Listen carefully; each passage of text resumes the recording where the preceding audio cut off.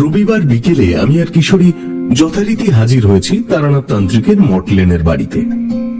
আমার মনটা একটু খারাপ ছিল, কারণ অফিসে ট্রান্সফারের অর্ডার এসেছে। এবারে মনে হচ্ছে বেশ কিছুদিনের জন্য বাইরে যেতে হবে। বাইরে চলে গেলে আমাদের ঠাকুর মশাইয়ের বাড়ির এই আড্ডাটা আর হবে না। এই আড্ডাটা আমাদের সারা সপ্তাহের বেঁচে থাকার জন্য আলাদা অক্সিজেন যোগায়। কত রকমের গল্পের স্বাদ আমরা এখানে পাই, তা ঠিক বলে বোঝানো যাবে না। এক এক সময় মনে হয় এগুলো শুধুই গল্প নয়, গল্পের ভেতর দিয়ে ঠাকুর মশাইয়ের যে দার্শনিক জ্ঞানের পরিচয় আমরা পাই, তা থেকে জীবন সম্পর্কে নতুন ধরনের একটা সত্য আবিষ্কার করতে পারি আমরা। ঠাকুর মশাই অবশ্য আমাকে তার জ্ঞানের কিছু অংশ আমাকে দান করতে চান, কিন্তু আমি নিতে সাহস পাই না। আমি সাধারণ গৃহস্থ মানুষ, গল্প ছলে যেটুকু পাই সেটুকুই যথেষ্ট। আজ আমি ঠাকুর মশাইয়ের জন্য একটু রাবড়ি নিয়ে এসেছি, কারণ আমি জানি যে এই ধরনের বিশেষ জিনিস হাতে করে নিয়ে গেলে বৃদ্ধ খুব খুশি হন। শুধুমাত্র জ্যোতিষ চর্চা করে তার যা আয় হয়, কোন রকমের সংসারটা চলে যায়, তার থেকে বিলাসিতা করা চলে না। তাই আমরা মাঝে মাঝে ঠাকুর মশাইয়ের পছন্দের জিনিস নিয়ে আসি। আজ যখন রাবড়ির হাঁড়িটা তার হাতে তুলে দিলাম, তিনি হেসে বললেন, বাবা, খুব ভালো। মিষ্টি মুখ করতে কার না ভালো লাগে বলো দেখি। আরো একটা মিষ্টি মুখের নিমন্ত্রণ এসেছে, বুঝলে, বহুদিন পরে। তাই নাকি? বাহ, এ তো খুব ভালো খবর। তা কোথা থেকে নিমন্ত্রণ এলো ঠাকুরমশাই? সেই বর্ধমান জেলায় আমার এক যজমানের বাড়ি ছিল। সে যজমান মারা গেছে, কিন্তু তার ছেলে আছে। তারা ছিল একটা তালুকের জমিদার। সে যখন ওখানে জমিদার বাড়ি তৈরি করে, একটা সমস্যা হয়েছিল। আমি সেই সমস্যার সমাধান করেছিলাম। এখন তার ছেলে তার পাশেই আর একটা মহল তৈরি করছে, আর একটা মন্দির প্রতিষ্ঠা করবে। তাই আমাকে চিঠি দিয়েছে যাবার জন্য। জমিদার বাড়ির ব্যাপার, ভালো মন্দ, খাওয়া দাওয়া, বুঝলে তো। তোমরাও চলো না আমার সাথে, বেশ একটু বেড়ানো হবে। হ্যাঁ, চলুন না ঠাকুর মশাই, অনেকদিন কোথাও যাওয়া হয় না।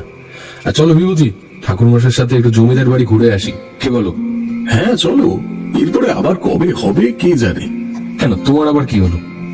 অফিস থেকে ট্রান্সফার অর্ডার এসে গেছে। বাইরে, মানে ওই সাঁওতাল পরগনার ওদিকে একটা জায়গায় যেতে হবে। তার আগে একটু ঘুরে এলে মন্দ হয় না। ও হ্যাঁ, তাহলে তো আমাদের এই সুন্দর আড্ডাটা বন্ধ হয়ে যাবে। তাহলে তো একবার ঘুরে আসতেই হয়। তা ঠাকুর মশাই, আপনি বলুন কবে যাবেন? শনি রবি মানে ছুটির দিনে হবে? হ্যাঁ, সামনের সপ্তাহেই যাব আমি। চলো তাহলে ঘুরে আসা যাক। তোমরা একদিন না হয় ছুটি নিয়ে নেবে, আর আমারও অসুবিধা নেই। এখন চারি আসবে সামনের সপ্তাহে, সে তার মায়ের সাথে থাকবে কিছুদিন। শোনো, এই রাবড়ির হাঁড়িটা ভিতরে রেখে আসি, আর তোমাদের জন্য চা বলে আসি। তোমরা একটু বসো। তারানাথ ভিতরে চলে গেলে আমি আর কিশোরী বাইরে গিয়ে কাঁচি সিগারেট ধরালাম। কিশোরী বলল, ঠাকুর মশাইয়ের মনটা আজ বেশ খুশি খুশি দেখছি। তা হবে না কেন? চারি আসছে অনেকদিন পর, তার উপরে আবার জমিদার বাড়ির নিমন্ত্রণ, এলাই খাওয়া দাওয়া, আর তার সঙ্গে পাওনা গন্ডা তো আছেই। হ্যাঁ, ঠাকুর মশাই অবশ্য জমিদার বাড়ি নিয়ে বেশ কয়েকটা গল্প বলেছেন, কিন্তু আমাদের তেমন ভাবে জমিদার বাড়ি যাওয়ার অভিজ্ঞতা তো হয়নি। সেই সঙ্গে গ্রামও দেখা হয়ে যাবে। আসলে ছোটবেলাটা গ্রামে কেটেছে, তো গ্রামের কথা মাঝে মাঝেই মনে পড়ে। এইভাবে নিজেদের মধ্যে টুকটাক কথা বলতে বলতে সিগারেট শেষ করে ঘরে এলাম। তারানাথ একটা থালায় 3 কাপ চা নিয়ে ঘরে ঢুকে আমাদের সামনে রাখলেন। চা খেতে খেতে তিনি বললেন,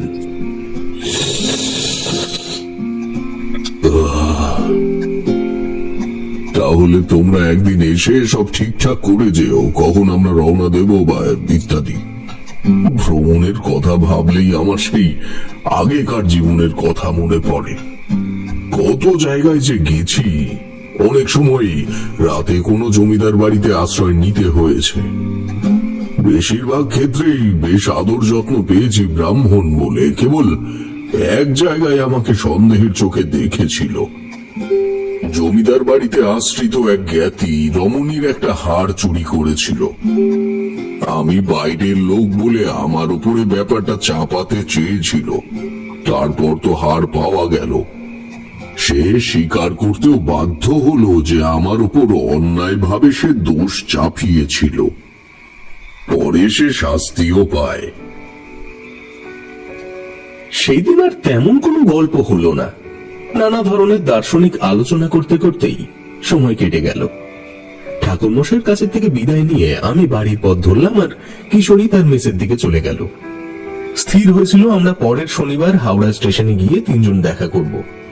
এর মধ্যে অবশ্য আমরা একদিন অফিস ফেরত মটলেনে গিয়ে তারানাথের সাথে দেখা করে সব ঠিক করে এসেছিলাম। নির্দিষ্ট দিনে আমরা সকালে হাওড়ায় গিয়ে ট্রেনে উঠলাম। বর্ধমান লোকালে গিয়ে দাঁইহাটা স্টেশনে নেমে আরো ভেতরের দিকে যেতে হবে বাসে চেপে। ট্রেনে উঠে ঠাকুরমশাই বেশ খুশি। তিনি বললেন, ট্রেনে চেপে সেই পুরনো দিনের কথা মনে পড়ে যাচ্ছে হে। কোথায় কোথায় গিয়েছি, কখনো কখনো কত অজানা স্টেশনে নেমে পড়েছি, তার ঠিক নেই।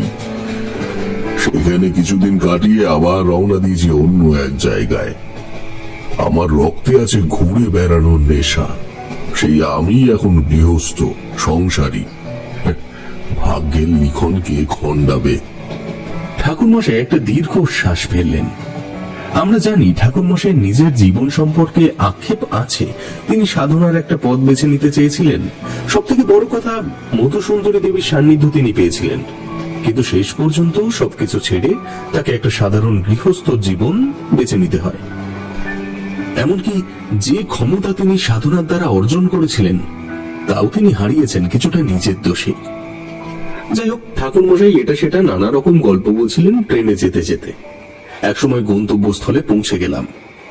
দাঁইহাটা স্টেশনে নেমে যেতে হবে পাকুড় গ্রামের বটতলায়। স্টেশনে নেমে দেখলাম একটাই বাস দাঁড়িয়ে আছে। তাতে খুব ভিড়, কিন্তু তাতেই চেপে পড়লাম আমরা। বাসে এত ভিড় কেন, একজন স্থানীয় লোককে জিজ্ঞেস করলাম। সে বললে, বড় পুকুরের ধারে বিশালাক্ষী তলায় একটা মেলা হচ্ছে। মা বিশালাক্ষী এই অঞ্চলের একজন জাগ্রত দেবী। আমরা ভাবলাম, যাক, ভালোই হলো, মেলাটা ঘুরে দেখা যাবে। আধ ঘন্টা পরে নামলাম বটতলা গ্রামে। গ্রামের দিকে ওই ভিড় বাসে করে যাওয়া যে কি ঝক্কি, তা আমরা সেদিন ভালোই বুঝেছিলাম। তবে বাস থেকে নেমে চোখ জুড়িয়ে গেল। দিগন্ত বিস্তৃত সর্ষে ক্ষেত, ফুলে ফুলে হলুদ হয়ে আছে। ক্ষেতের ধার দিয়েই পায়ে হাঁটা রাস্তা। একপাশে কিছু চায়ের দোকান রয়েছে, সেটা ছাড়িয়ে গিয়ে ঝোপঝাড়ের পাশ দিয়ে হাঁটতে হাঁটতে গ্রাম চোখে পড়ল। কিছু ঘর বাড়ি রয়েছে। ঘর বাড়ির চেহারা দেখে মনে হচ্ছিল অবস্থাপন্ন লোকেরাই এখানে থাকে। একটু দূরে গিয়ে জমিদার বাড়ি চোখে পড়ল, বেশ বড় দোতলা বাড়ি।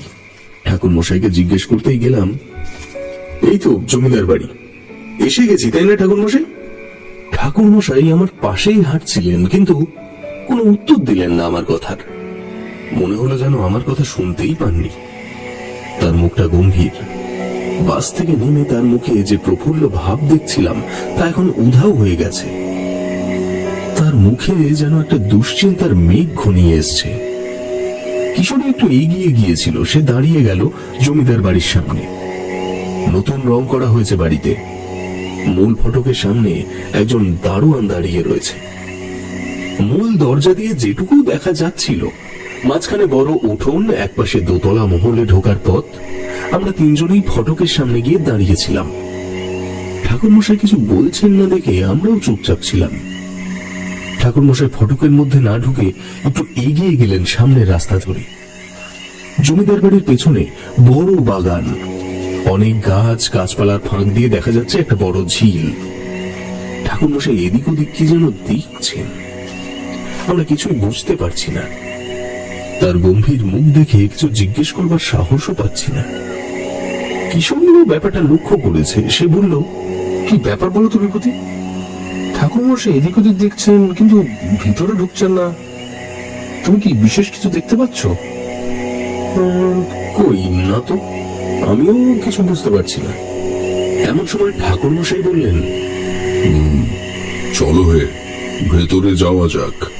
আমরা ভেতরে ঢুকতে একজন দারোয়ানকে দেখতে পেলাম, আর একজন ধুতি আর ফতুয়া পরা বছর 50-এর লোক উঠোনে দাঁড়িয়ে তার সাথে কথা বলছিল। আমাদের দেখে তারা এগিয়ে এলো।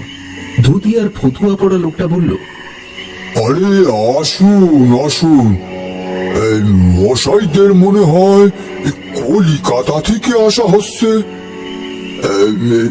আপনি ঠাকুর মশাই? শেষ কথাটা সে তারানাথের দিকে তাকিয়ে বলল। তারানাথ উত্তর দিলেন, হ্যাঁ, আপনি ঠিকই ধরেছেন। আমরা কলকাতা থেকে আসছি। আমার নাম তারানাথ চক্রবর্তী। এই বিভূতি আর ওর নাম কিশোরী সেন। এরা আমার সাথেই এসেছে। রামকমল বাবুর আমলে এই বাড়িতে কয়েকবার এসেছি, পুজো পাঠও করেছি। তারপরে দেবকমল মানে যিনি এখন আপনাদের জমিদার, সে আবার পত্র দিয়ে ডাকলো, তাই এসে পড়লুম।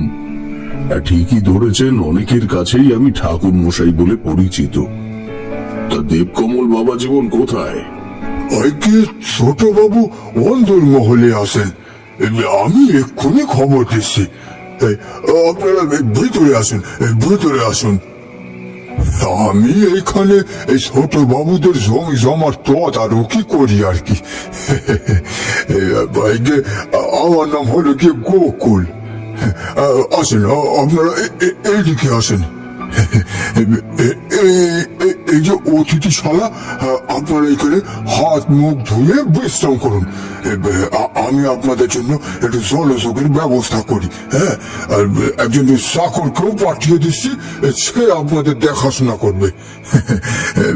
আচ্ছা, আমার ওদিকে এখন অনেক কাজ পড়ে আছে, আমাকে এখন আপনারা আজ্ঞা দিন।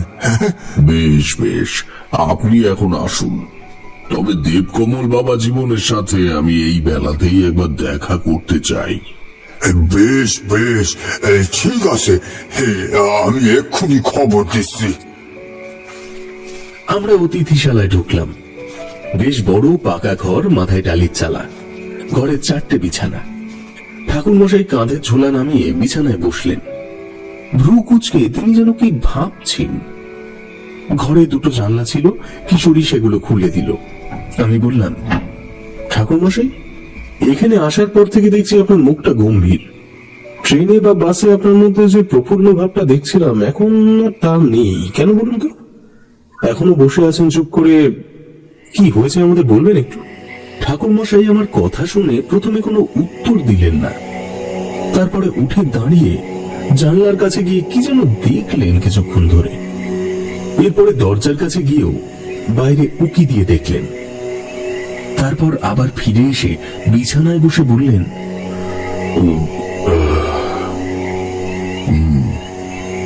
আসলে কি বলবো বুঝতে পারছি না। তোমরা তো জানো আমি কোনো বিপদের আগাম আঁচ পাই। এই জমিদার বাড়ির কাছাকাছি এসে থেকে আমি আকাশে একটা কালো মেঘের আনাগোনা টের পাচ্ছি। এমনকি মূল ফটক দিয়ে যখন ভেতরে ঢুকছি, তখন জমিদার বাড়ির সামনে আর দূর উঠোনের মধ্যে যেন একটা জমাট বাঁধা কালো ছায়া দেখতে পেয়েছি।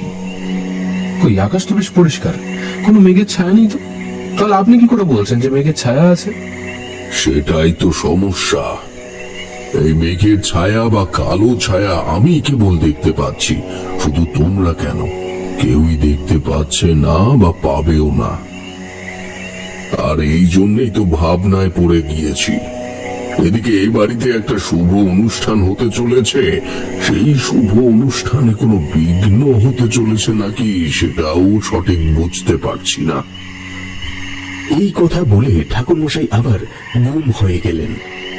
আমি আর কিশোরী পরস্পর মুখের দিকে চেয়ে চোখের ইশারা করে নিলাম, এখন আমাদের চুপ থাকাই ভালো। এমন সময় একজন লোক ঘরে ঢুকে বলল, আমার নাম যোগু। নায়েব মশাই বলছিলেন আপনাদের দেখাশুনো করতে। আপনাদের যা দরকার আমাকে বলবেন। আপনারা হাত মুখ ধুয়ে নিন, একটুক্ষণ পরে আমি আপনাদের ছোট বাবুর কাছে নিয়ে যাব। আপনারা জল খাবার ওখানে গিয়ে খাবেন, কেমন? আচ্ছা, মন্দির প্রতিষ্ঠার পুজো তো কালকেই হবে, কিন্তু তেমন তো কোনো লোকজন দেখছি না, কেবল আমরাই এসেছি। না না না না না, আত্মীয় স্বজন তো এসে, তারা সব ভিতরের মহলে রয়েছে। তবে খুব বেশি লোকজন মনে হয় আসবে না। জমিদার বাড়ির ব্যাপার বোঝেন তো, সব জ্ঞাতিতে জ্ঞাতিতে ঝগড়া। কিশোরী, তুমি থামো না।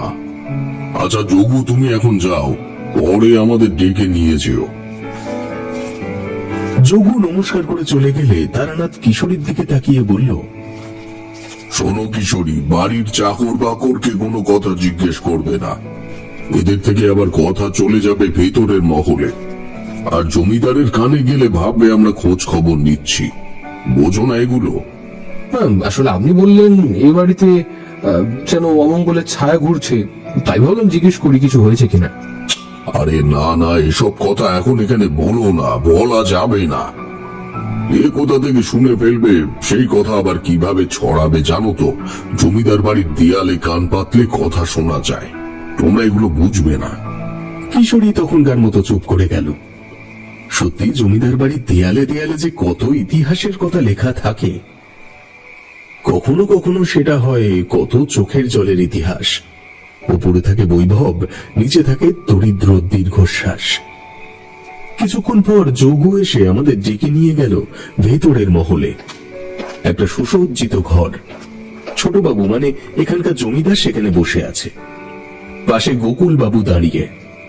ছোটবাবু আমাদের থেকে বয়সে কিছু বড় হবেন, তবে তারানাথের থেকে বয়সে ছোট। তিনি উঠে দাঁড়িয়ে আমাদের আহ্বান করলেন। আরে আসুন আসুন আসুন ঠাকুর মশাই, আপনি যে এসেছেন তাতে আমি যে কি খুশি হয়েছি তা আপনাকে বলে বোঝাতে পারবো না। আর শহর থেকে দেখছি দুই বন্ধুকেও সঙ্গে নিয়ে এসেছেন, এতে আমি আরো বেশি খুশি হলাম। বসুন, আপনারা দাঁড়িয়ে আছেন কেন? বসুন, আসুন গ্রহণ করুন। আমরা গদি মোড়া চেয়ারে বসলাম।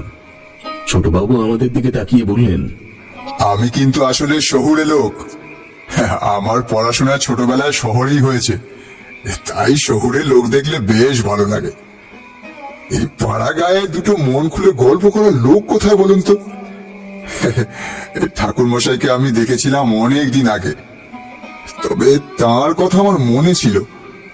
আমার বাবাও আমাকে বলে গিয়েছিলেন সেরকম বড় ধরনের কোনো পুজো পাঠ হলে যেন ঠাকুর মশাইকে খবর দেওয়া হয়। ঠাকুর মশাই, আপনার বাড়ির ঠিকানা আমাদের নায়েব মশাইয়ের খাতাতে লেখা ছিল, সেখান থেকেই ঠিকানা জোগাড় করে আর কি আপনাকে খবর দিই। দেবকমল বাবু আমাদের সঙ্গে আরো নানা বিষয়ে গল্পগুজব করলেন, শহরের খোঁজ খবর নিলেন। এর সঙ্গে চলল আমাদের জলযোগ, সেই ইলাহি খাবার। ভাবলাম জলযোগের বহর যদি এই হয়, তাহলে মধ্যাহ্ন ভোজনে ভুরি ভোজ কেমন হবে। যাই হোক, এখানে এসে ঠাকুর মশাইয়ের গম্ভীর মুখ দেখে মনটা একটু দমে গিয়েছিল। এখন দেবকমল বাবুর সাথে গল্পগুজব করে মনটা ভালো হয়ে গেল। তারানাথ দেবকমল বাবুকে জিজ্ঞেস করলেন, তা আগামীকালের পুজোর আয়োজন সব ঠিক মতো করা হয়েছে তো? আপনি আমাকে লিখেছিলেন মন্দির প্রতিষ্ঠা হবে, কিন্তু কোন দেবীর মন্দির প্রতিষ্ঠা হবে তা লেখেননি। আমাকে তো সেই মতো আয়োজনটা দেখে নিতে হবে, তাই না? ঠাকুর মশাই, আমাদের এখানে মা বিশালক্ষী খুবই জাগ্রত দেবী। এই একটু দূরেই মা বিশালক্ষীর একটা মন্দিরও আছে, কিন্তু সেই মন্দিরটা খুব প্রাচীন, ভেঙে পড়েছে প্রায়। কিন্তু ওই মন্দিরটা আমাদের জমিদারের সীমানার বাইরে, তাই ওটা সারানোরও এখতিয়ার আমার নেই, বুঝতে পারলেন? আর সবচেয়ে বড় কথা, আমার ছেলের কিছুদিন আগে ভীষণ শরীর খারাপ হয়েছিল। আমার স্ত্রী মা বিশালক্ষীর কাছে মানত করেছিল, তাই মায়ের একটা মন্দির স্থাপন করব ঠিক করেছি। তাছাড়া এর আগেও আমার বাবা একবার স্থির করেছিলেন যে বাড়িতে মন্দির স্থাপন করবেন, কিন্তু বাবার পক্ষে সেটা আর সম্ভব হয়নি। শেষ জীবনে অনেক মামলা মোকদ্দমায় জড়িয়ে পড়েছিলেন। ওই বিশালক্ষী তলায় মন্দিরের জমিটা নিয়েও মামলা হয়েছিল, সে মামলা এখনো সুরাহা হয়নি। বাবা মারা যাওয়ার পর আমি অনেক জমি পুনরুদ্ধার করেছি বটে। আসলে আমি নিজেও একজন আইনজীবী, এই জেলা কোর্টে আমি প্র্যাকটিস করি এখনো। যাই হোক, তো যেমন করে হোক আমি আমাদের অবস্থাটা খানিকটা ফিরিয়েছি। এখন আমার মায়ের ইচ্ছা অনুসারে আমাদের বাড়ির পেছনে যে খালি জমিটা আছে সেখানে একটা মন্দির গড়ে তুলেছি। মা বিশালক্ষীর মূর্তি সেখানে প্রতিষ্ঠা করতে চাই ঠাকুর মশাই। দুঃখ একটাই, বাবা মা বেঁচে থাকতে তাদের ইচ্ছা আমি পূরণ করতে পারিনি, তাই আমি এখন ওটা করতে চাই। আমাদের রোজকার পুজো করেন যে পুরোহিত, তিনি বললেন কালকে নাকি ভালো দিন আছে। তাই যদি এই শুভ কাজটা সম্পন্ন হয়ে যায় কাল, আপনি একটু দেখুন না ঠাকুর মশাই। বেশ বেশ, হ্যাঁ, কালকে ভালো দিন আছে, তবে কালকে বেলা 11টার মধ্যে এই কাজ সম্পূর্ণ করে ফেলতে হবে, না হলে কিন্তু আবার বিঘ্ন হয়ে যাবে। তবে তুমি আমাকে একটা কথা বলো তো, তোমাদের বাড়ির কি কারো মৃত্যু হয়েছিল অপঘাতে কয়েক বছরের মধ্যে, বা এমন কি কেউ আছে তোমাদের ক্ষতি চায়? এই কথা শুনে দীপকমল বাবু কিছুক্ষণ চুপ করে থাকলেন, তারপর বললেন, না, তেমন কারো তো অপঘাতে মৃত্যু হয়নি, তবে ক্ষতি চায় এমন লোক তো প্রচুর আছে। আপনি তো জানেনই ঠাকুর মশাই, জমিদারদের অনেক শত্রু। ভালো কাজ করতে চাইলেও বাধা আসে।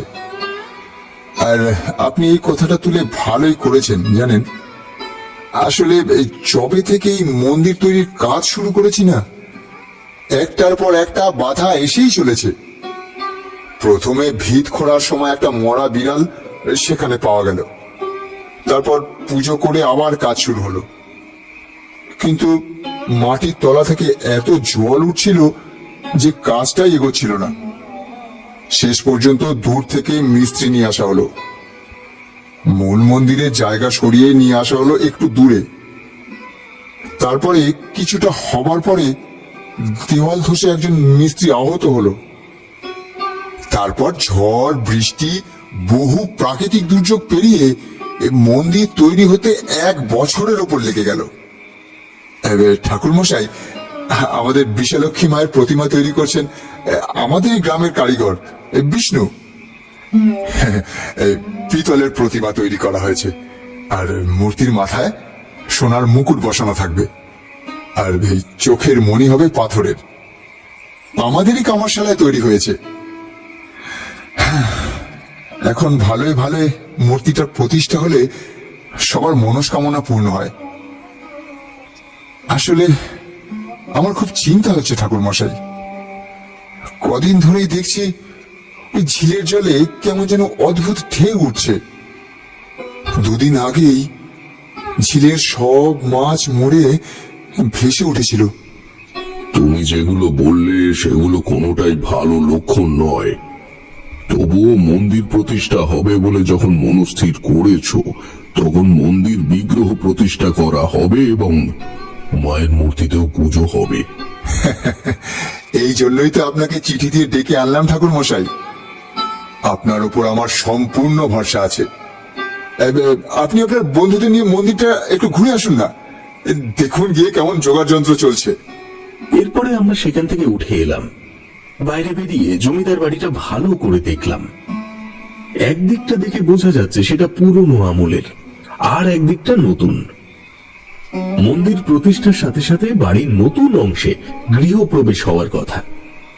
নতুন বাড়ির পাশ দিয়েই বাগানের দিকে যাবার রাস্তা।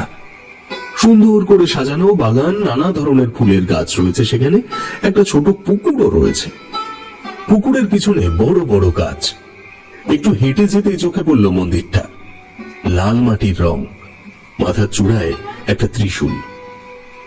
মাটির থেকে 3 ধাপ সিঁড়িতে উঠে মন্দিরে প্রবেশ করতে হবে। চারপাশে বাঁধানো দালান রয়েছে যাতে মানুষ বসতে পারে।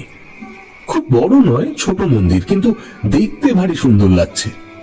চারপাশে ফুলের গাছ, মন্দিরের পেছনে ছোট একটা বেড়া দেয়া, তারপরে কিছু ঝোপঝাড়, তারপরে ঝিলের বিস্তৃত জলরাশি দেখা যাচ্ছে। ঝিলের দিকে যাবার জন্য বেড়ার গায়ে একটা গেট করা রয়েছে। আমরা মন্দিরের দালানে উঠে ভিতরে উকি দিয়ে দেখলাম বিগ্রহের বেদি ফাঁকা, তবে চারপাশে আলপনা দেওয়া হয়ে গেছে। আম পাতা আর শোলা দিয়ে সব জায়গা সাজানো হয়েছে, বেশ একটা পবিত্র ভাব। আমরা বাইরে বেরিয়ে ঝিলের দিকে এগোলাম। এদিকে গাছপালা কম, ঝিলটা ভালোভাবে দেখা যাচ্ছে। একটা সরু পায়ে হাঁটা পথের রেখা ঝিলের দিকে এগিয়ে গেছে। আমরা বেড়ার গেট খুলে সেই পথ দিয়ে ঝিলের দিকে এগিয়ে গেলাম।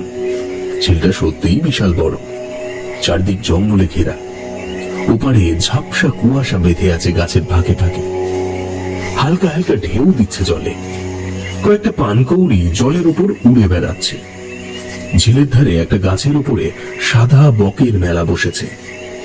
দৃশ্যটা খুব সুন্দর, কিন্তু কেমন যেন অস্বাভাবিকতা এখানের আকাশে বাতাসে রয়েছে। অথচ কি যে অস্বাভাবিকতা সেটা আমরা কিছুই খালি চোখে বুঝতে পারছি না।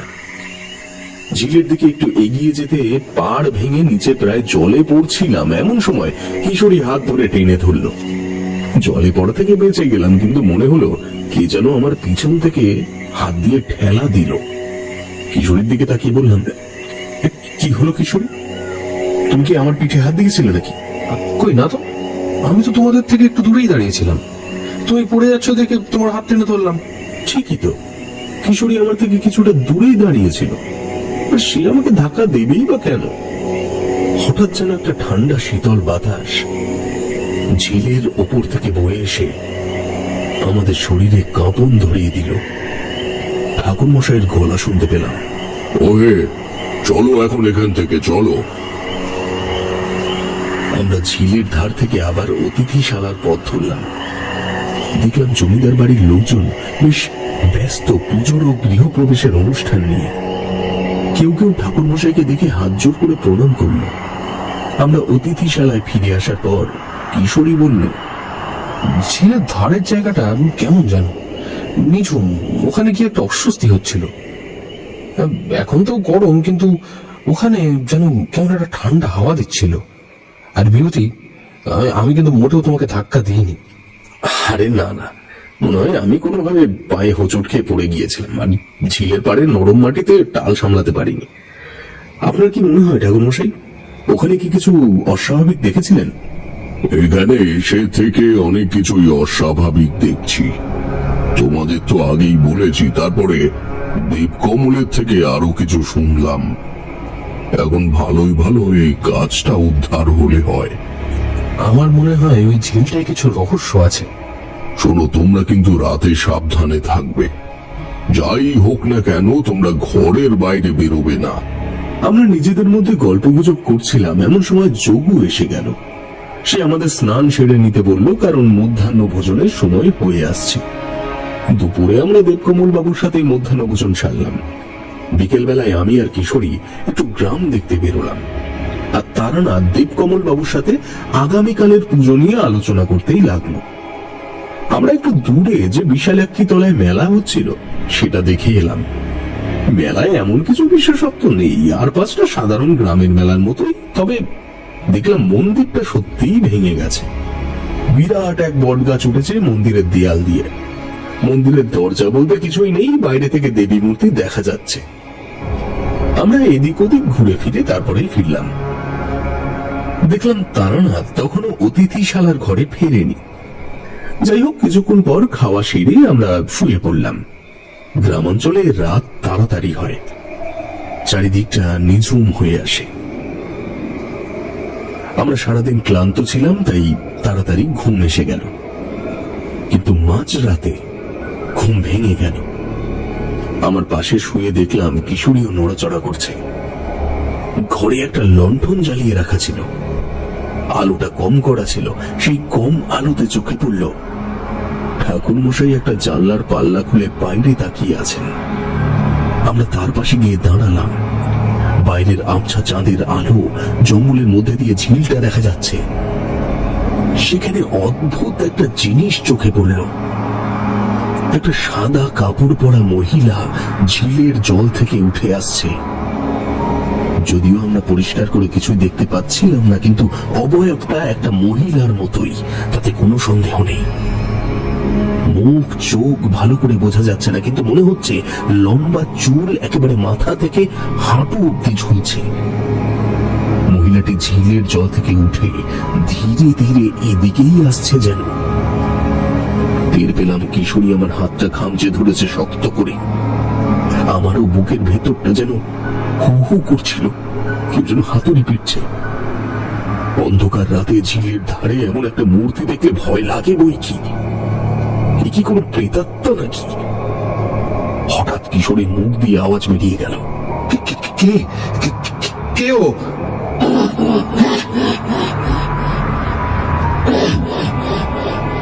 আওয়াজটা দূরে ঝিলের ওপারে মিলিয়ে গেল। ঠাকুরমশাই জানলাটা বন্ধ করে বিছানায় এসে বসলেন। আমি বললাম, ঠাকুরমশাই, ও কে? কোন মানুষ নাকি অশরীরী? বলেছিলাম তো আগেই, ওই ঝিলটায় কোনো রহস্য আছে। তোমরা তো ঘুমিয়ে পড়েছিলে, আমিও ঘুমিয়ে পড়েছিলাম। মনে হলো জানলায় ঠক ঠক আওয়াজ হচ্ছে। প্রথমে খুলিনি, তারপরে বেশ জোরে আওয়াজ হতে জানলাটা খুললাম। দেখলাম কেউ নেই। তারপরে মনে হলো জল থেকে কেউ উঠে আসছে বোধহয়। তারপরে তো তোমরাও দেখলে। যাকে, শুয়ে পড়ো, আর কোনো আওয়াজ হলেও ওঠার দরকার নেই। রাতে ভালো ঘুম হলো না। মাথার মধ্যে ঝিলের ধারের দৃশ্যটা ফিরে আসছিল বারবার। ভোরের দিকে ঘুমিয়ে পড়েছিলাম। যখন ঘুম ভাঙল, বেশ বেলা হয়ে গেছে। ঠাকুর মশাইকে কোথাও দেখতে পেলাম না। কিশোরীকে দেখলাম জানলার সামনে দাঁড়িয়ে আছে। আমিও তার কাছে গিয়ে জানলা দিয়ে বাইরে তাকালাম। কোনো অস্বাভাবিক কিছু চোখে পড়ল না, কিন্তু হঠাৎ বাইরে থেকে, মানে যেখানে নতুন মহল হয়েছে, সেখান থেকে চিৎকার, চেঁচামেচি, কান্নাকাটির আওয়াজ পাওয়া গেল। আমরা দুজনেই ছুটে বেরিয়ে এলাম। সব লোকজন ছুটে যাচ্ছে নতুন মহলের দিকে। কি হয়েছে একজনকে ডেকে জিজ্ঞেস করতে সে বলল, সর্বনাশ হয়ে গেছে। আমরা কিছু বুঝতে পারছিলাম না। আমরা নতুন মহলের কাছে গিয়ে লোকের ভিড় ঠেলে একটু ভিতরে ঢুকে একটা ঘরের সামনে গিয়ে দাঁড়ালাম। দীপকমল বাবু দরজা ঠেলে বেরিয়ে এলেন। তার মুখটা বিমর্ষ। তিনি আমাদের ভিতরে যেতে বললেন। আমরা ভিতরে গিয়ে প্রথমে কিছু বুঝতে পারছিলাম না। নজরে এলো ঘরে তারানাথ, একটা লোক রয়েছে, আর কি যেন একটা মেঝেতে পড়ে রয়েছে। আমরা একটু এগিয়ে গিয়ে দেখতে পেলাম দেবী মূর্তি দ্বিখণ্ডিত হয়ে পড়ে আছে। এ কি কাণ্ড! এমন সর্বনাশ কি করে হলো? মূর্তিটা ছিল একটু অদ্ভুত ধরনের। মাথাটা বড়, তাতে বিশাল দুটো চোখ আঁকা, আর শরীরের বাকি অংশটা লাল কাপড়ে জড়ানো। দুটো হাত ওপর দিকে তোলা, এক হাতে একটা খড়গ আর অন্য হাতে বড়া ভয়ের মুদ্রা।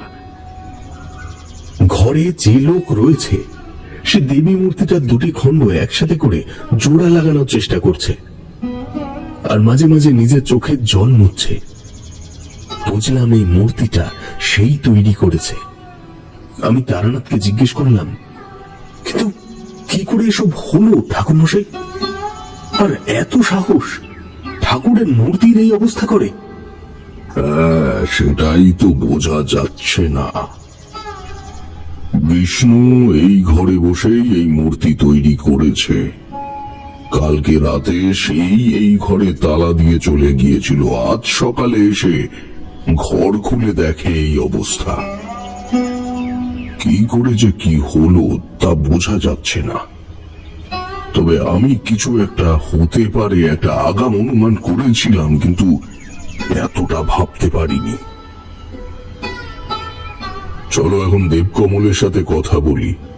সে খুবই ভেঙে পড়েছে, যদিও সেটা স্বাভাবিক। আবার নতুন করে মূর্তি তৈরি করতে হবে। এই মূর্তিতে তো আর পুজো হবে না। আর বিষ্ণু, তুমি কান্নাকাটি করো না, তোমার কোনো দোষ নেই। ওঠো, এখন নতুন মূর্তি তৈরি করার প্রস্তুতি নিতে হবে তো। শেষের কথাগুলো ঠাকুরমশাই মূর্তির কারিগর বিষ্ণুর উদ্দেশ্যে বললেন। আমরা কাছারি বাড়িতে গিয়ে দেখলাম দেবকমল বিমর্ষ অবস্থায় বসে আছেন। আমরা গিয়ে তার সামনে বসতে তিনি বললেন, দেখলেন ঠাকুরমশাই, এখন কি করব কিছুই বুঝতে পারছি না। অন্দরমহলে কান্নাকাটি পড়ে গেছে। কত দিন ধরে সবকিছুর প্রস্তুতি চলছিল। মনে হয় আমি কোনো পাপ করেছি, তাই এমন কাণ্ড হলো। বিশালক্ষী মা বোধহয় আমার বাড়িতে আসতে চান না। দেখো বাবা, আমি তোমাকে ভয় দেখাতে চাইনি। আমি এখানে এসে থেকে একটা অমঙ্গলের আশঙ্কা করছিলাম। তুমি যদি আমাকে আগে খবর দিতে, তাহলে হয়তো আমি অমঙ্গল কাটানোর জন্য কিছু ব্যবস্থা নিতে পারতুম। কিন্তু একদম শেষ মুহূর্তে এসে আমি কিছুই ব্যবস্থা করতে পারলাম না। আমার খুবই খারাপ লাগছে। নতুন করে আবার মূর্তি তৈরি করতে হবে। তবে আমি একটা কথা বলছি তোমাকে, মন্দির প্রতিষ্ঠার সব প্রস্তুতি যখন হয়েই গেছে, ঘট পুজো করে আমি মন্দিরের পুজো চালু করে দেব। তারপরে যখন নতুন মূর্তি তৈরি হয়ে যাবে, তখন আবার এসে না হয় মূর্তি প্রতিষ্ঠা করেও দিয়ে যাব। তবে তার আগে একটা যজ্ঞ করতে হবে, অপদেবতা তারাবার যজ্ঞ।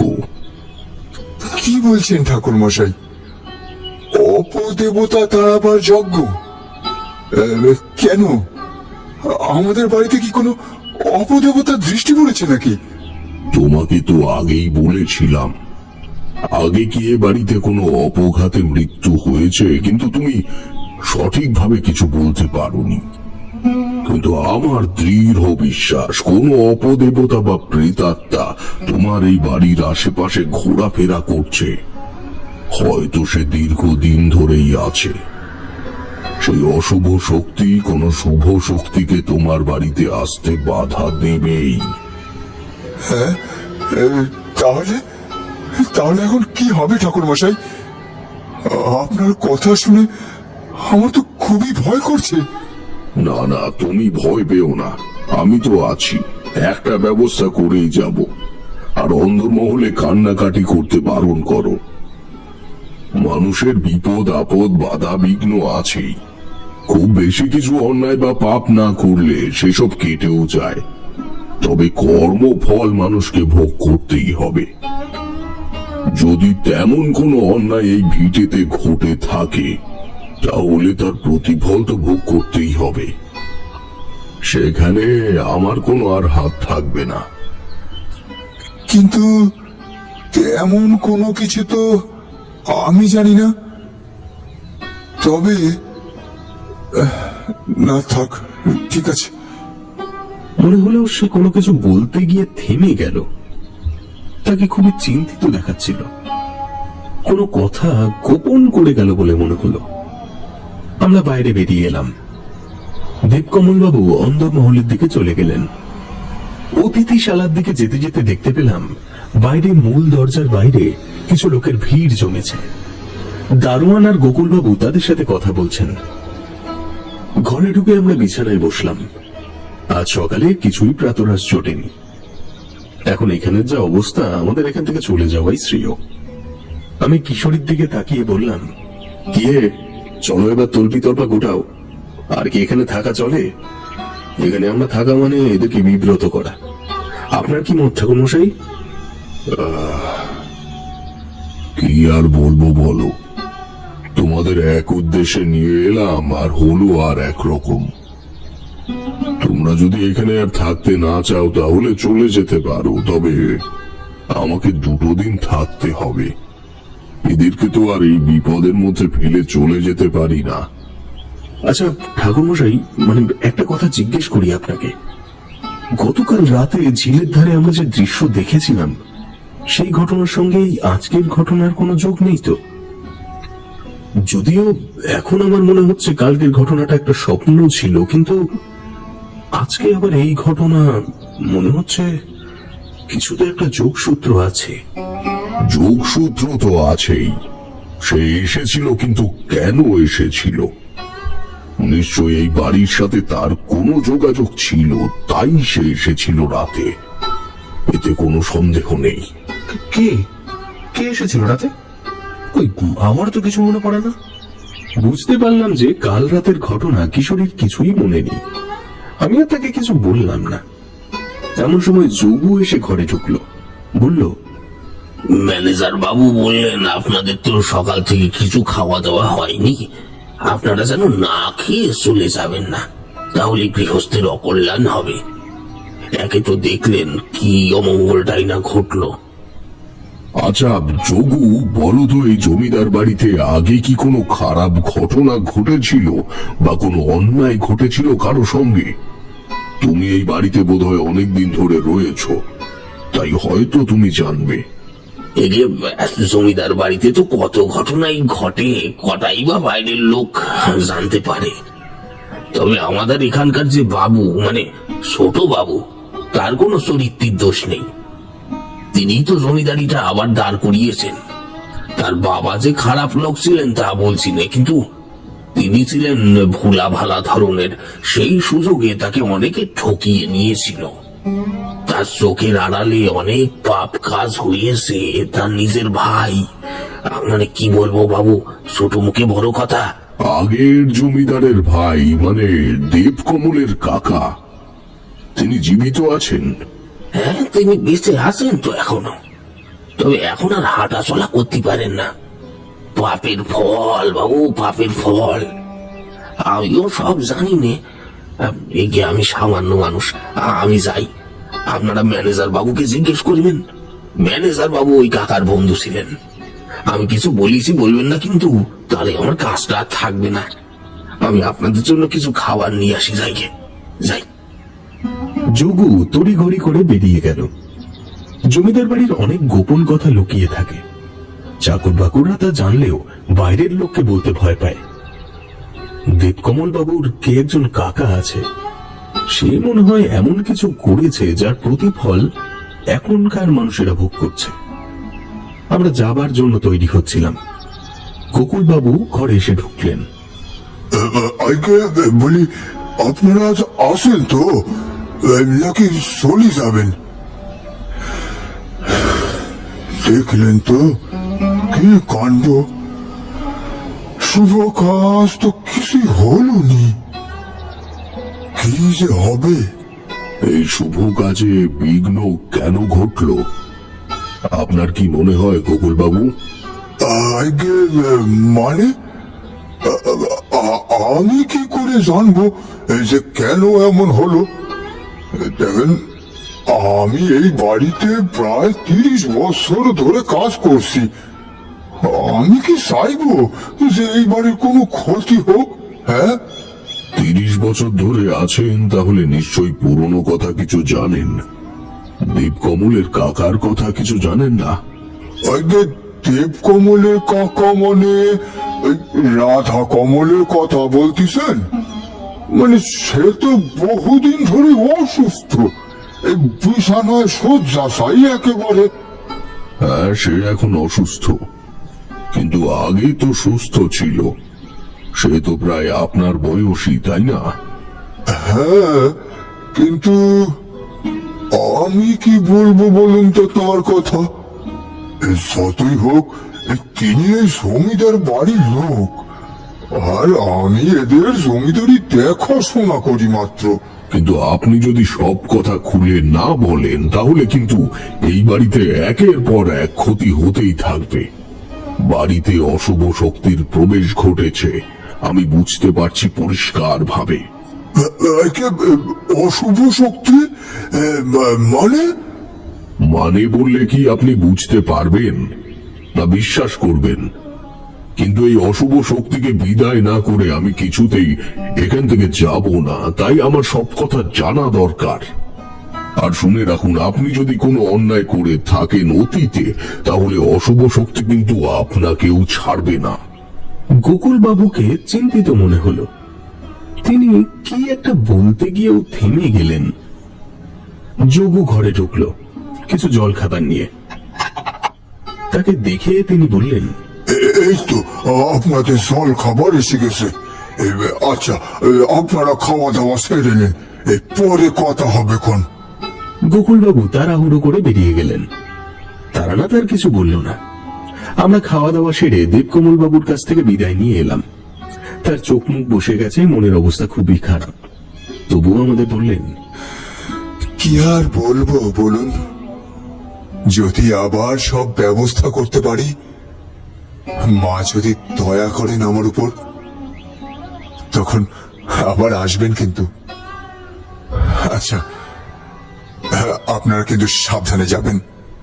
আমরা তার কাছে থেকে বিদায় নিয়ে তারানাথের কাছে গিয়ে বললাম, ঠাকুর মশাই, এসেছিলাম 3 জনে, 2 জনে ফিরে যেতে খারাপ লাগছে, কিন্তু অফিসের ব্যাপার আছে বোঝেন তো।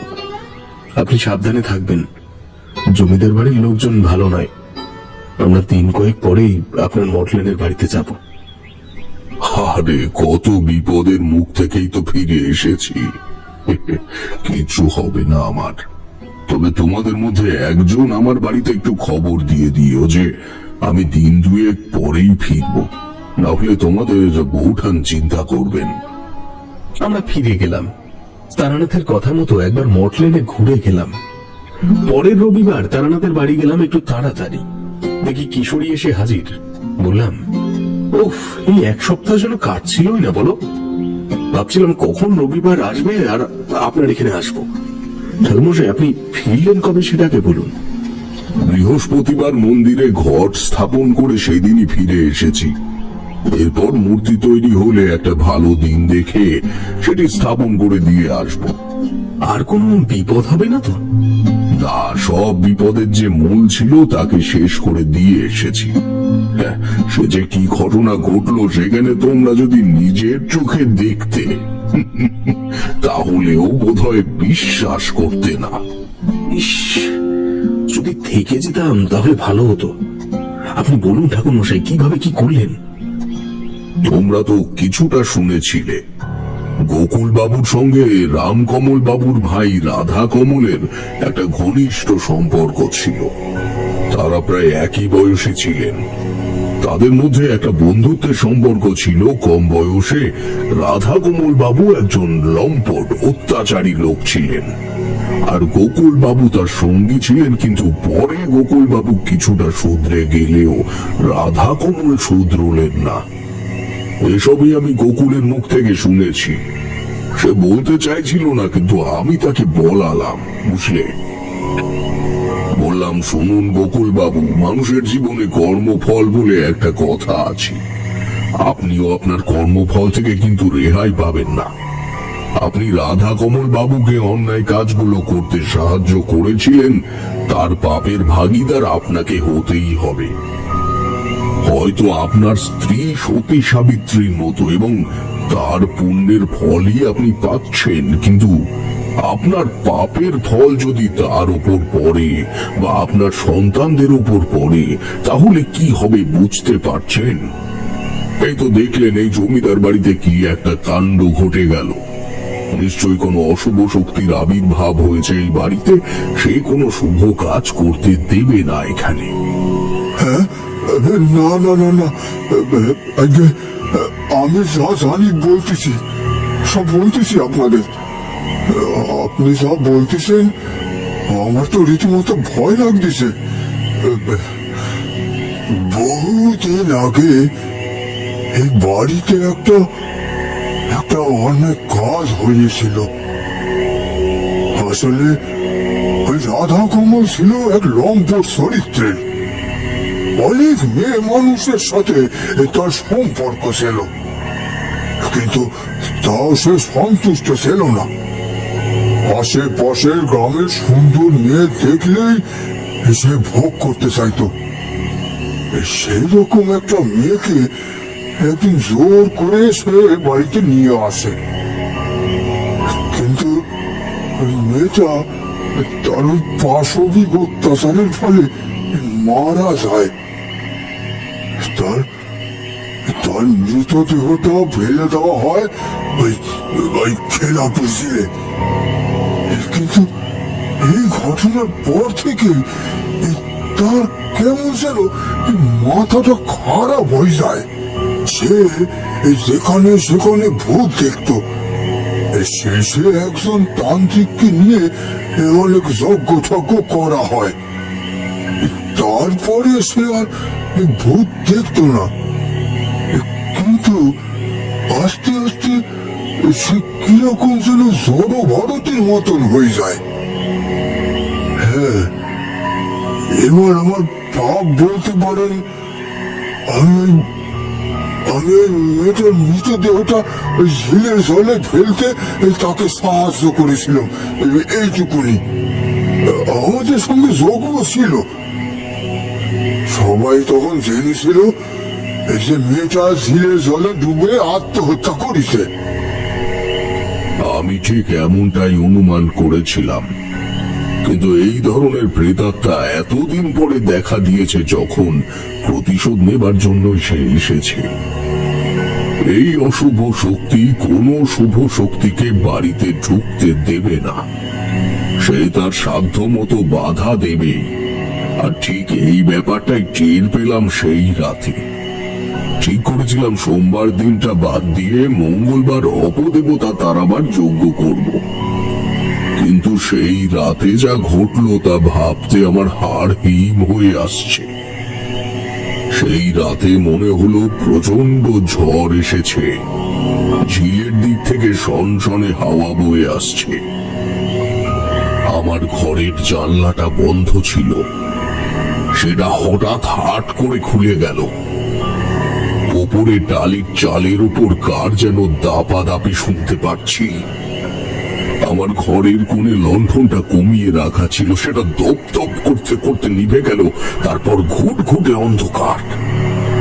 আমি বিছানায় উঠে বসেছিলাম, কি করব বুঝতে পারছিলাম না। জানলায় মনে হলো কার যেন ছায়া এসে দাঁড়িয়েছে। একটা আবছা মুখ, চোখ দুটোতে লাল আলো। কত দূর থেকে মনে হলো একটা গলার স্বর যেন ভেসে এলো। তুই এখান থেকে চলে যা, তুই আমাকে বাধা দিতে পারবি না। আমি প্রতিশোধ নেবই। অনেক মেয়ের চোখের জল এখানে চাপা পড়ে আছে। এখানে দেওয়ালে দেওয়ালে ওদের দীর্ঘশ্বাস। কোন শুভ শক্তিকে আমি এখানে আসতে দেব না। চলে যা, চলে যা, চলে যা, চলে যা। আমাকে যেন কে ধাক্কা দিয়ে ফেলে দিল। আবার জানলার পাল্লাগুলো দুমদাম করে পড়ছিল। আমার যেন গলা শুকিয়ে আসছে। ভোরের আলো ফোটার আগে অবধি সেই ছায়া জানলার কাছে দাঁড়িয়েই থাকলো, এক চুল নড়ল না। তার চোখের আলো যেন বনবন করে ঘুরছে। আমি নির্জীবের মতো বিছানায় পড়েছিলাম আর মনে মনে মহামৃত্যুঞ্জয় মন্ত্র পড়ছিলাম। সেই দিনই আমার শেষ দিন হতো যদি না আমি গৃহবন্ধন করে না নিতাম। রাতে অশরীরী আসতে পারে, আবার এটা অনুমান করেই আমি ওই অতিথিশালার চারিদিকে মন্ত্র পড়া জল ছিটিয়ে দিয়েছিলাম। পরদিন আমি দেবকমল বাবুকে বললাম, আর দেরি করা যাবে না, কালকেই যজ্ঞ করতে হবে। অনেক সময় অশুভ শক্তি খুব শক্তিশালী হয়। বহুদিন ধরে প্রতিশোধের আগুন জ্বালিয়ে রাখে সেসব প্রেতাত্মা। তারা করতে পারে না এমন কোনো কাজ নেই। আমাকে তাই বিশেষ ধরনের যজ্ঞ করতে হবে। কি কি জিনিস লাগবে আমি বলে দিচ্ছি, কালকেই সব জিনিসের জোগাড় চাই।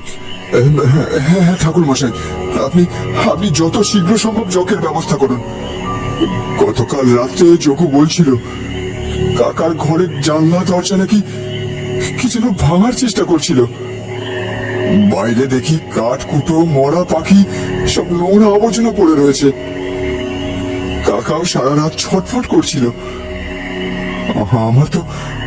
আমার তো ভয় করছে ঠাকুর মশাই, আমার সংসারের কোনো ক্ষতি না হয়ে যায়। সেটাই তো, আমিও দেরি করতে চাইছি না। সেই জন্যই অতৃপ্ত আত্মাদের প্রতিশোধ কামনা বড়ই ভয়ঙ্কর। অতৃপ্ত আত্মা? কি বলছেন আপনি? হ্যাঁ, আমি ঠিকই বলছি। একটি মেয়ের আত্মা যার মৃত্যু হয়েছিল অপঘাতে, আর ওই ঝিলের জলে তাকে সমাধি দেওয়া হয়েছিল। তার আত্মা বহুদিন ধরে এখানে ঘোরাফেরা করছে। সেই আত্মাকে মুক্তি না দিলে সে কোনো শুভ শক্তিকে এখানে আসতে দেবে না। তোমার কাকা এর জন্য দায়ী, কিন্তু তার পাপের ফল তোমরাও ভোগ করবে। আমিও জানি কিছু কথা। বাবা অনেক চেষ্টা করেছিলেন কাকাকে সৎ পথে ফিরিয়ে আনতে, কিন্তু কাকা ফেরেননি। কাকার জন্যই তো বাবা অনেক মামলায় জড়িয়ে পড়েছিলেন। কাকা গরিব মানুষদের উপর জোর খাটিয়ে জমি দখল করতেন, জোর করে বেশি খাজনা আদায় করতেন। তার উপর চরিত্র দোষ তো ছিলই। সেই জন্যই তো বাবা আমাকে ছোটবেলায় শহরে পাঠিয়ে দিয়েছিলেন। খুবই জঘন্যভাবে জীবন যাপন করতেন কাকা। শেষে বহুদিন ধরে অসুস্থ হয়ে শয্যাশায়ী হয়ে আছেন। এখন জহুই তার দেখাশোনা করে। সেটাও তার পাপের শাস্তি। কিন্তু তার কর্মের প্রতিফল তোমরা ভোগ করছো, এটাই দুঃখের। আমি দেখছি কি করা যায়। কালকে যজ্ঞে আমি আগে ওই অতৃপ্ত আত্মাকে বিদায় দেবার চেষ্টা করব, তারপরে শুভ শক্তিকে আহ্বান করব। তো পরের দিন রাতে যজ্ঞ শুরু করলাম। সে যজ্ঞতে তো প্রচুর বাধা এলো। আকাশে মেঘ নেই, তাও বৃষ্টি এসে আগুন নিভে গেল, কাঠ ভিজে গেল, আবার শুকনো কাঠ আনা হলো। হঠাৎ করে হাওয়া এসে যজ্ঞের উপাচার সব এদিক ওদিক করে গেল। একসাথে অনেক কুকুর ডাকতে শুরু করলো, তবু আমি যজ্ঞ শেষ করলাম। শেষে দেবকমলকে বললাম তার কাকাকে আনতে হবে, তাকে দিয়ে প্রায়শ্চিত্ত করাবো আমি। তাকে ধরে ধরে হলেও একবার বাইরে আনতেই হবে। কিন্তু তাকে বাইরে আনা হতেই একটা ভয়ঙ্কর কাণ্ড ঘটলো, বুঝলে। কোথা থেকে যেন একটা কালো ধোঁয়ার ঝাপটা এসে তাকে মাটিতে ফেলে দিল, আর কতগুলো কালো কুকুর এসে তাকে মুখে করে টেনে নিয়ে ঝিলের জলে চলে গেল। কেউ বাধা দিতে পারল না। কুকুরগুলো ঝিলের জলে ঝাঁপিয়ে পড়ল। ঝিলের জলে সে কি ঢেউ! প্রলয় কাণ্ড চলছিল যেন। উফ, কি ভয়ানক! শেষ পর্যন্ত প্রেতাত্মা এইভাবে প্রতিশোধ নিল। ভাগ্যিস আমরা ওখানে ছিলাম না, তাহলে বোধহয় হার্ট ফেল করতাম। সে তো কোনো সাধারণ প্রেতাত্মা ছিল না। বেশ কয়েকটি অশুভ শক্তি একজোট হয়ে পিশাচের রূপ নিয়েছিল। ওই যে কুকুরগুলো যারা কাকাকে টেনে নিয়ে গেল, তারা সবাই অশুভ আত্মার রূপ। আমার মনে হয় বেশ কয়েকটি মানুষ যারা রাধাকমল বাবুর দ্বারা অত্যাচারিত হয়েছিল, তারা সকলেই ওই কালো কুকুরের রূপ ধরে এসেছিল। যাক, শেষ পর্যন্ত একটা পিণ্ড দান করতে বললাম দেবকমলকে, আর যজ্ঞের ছাই গঙ্গায় বিসর্জন দিয়ে আসতে বললাম। তারপর গ্রামের সমস্ত মহিলাদের যথাযোগ্য সম্মান দিয়ে তাদের কিছু দান করতে বললাম। এটা যেন তার স্ত্রী করেন এটাও বলে দিলাম, আর মন্দির প্রতিষ্ঠার সময় যেন বালিকা ভোজন করানো হয়। এগুলো করার একটাই উদ্দেশ্য, মায়ের মূর্তি স্থাপনের আগে যেন গোটা মাতৃজাতিকে সম্মান দেখানো হয়। মাতৃজাতিকে অসম্মান করা হলে জগতে কিছুই সুষ্ঠুভাবে চলতে পারে না, বুঝলে। এই ঘটনা সবার জন্যই একটা শিক্ষা। বুঝলাম ঠাকুরমশাই, সত্যি আপনার বলা প্রতিটা ঘটনাই একটা শিক্ষা বটে।